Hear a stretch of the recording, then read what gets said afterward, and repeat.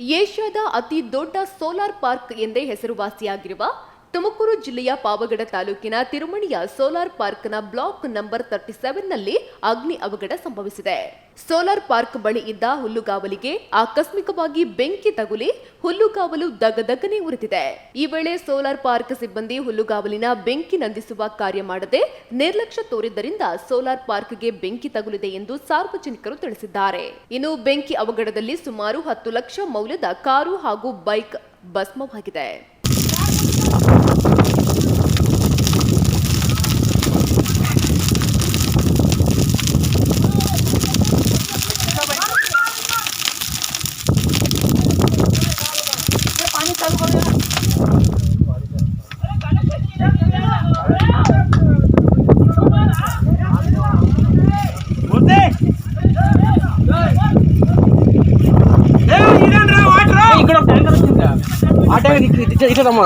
ఇక్కడ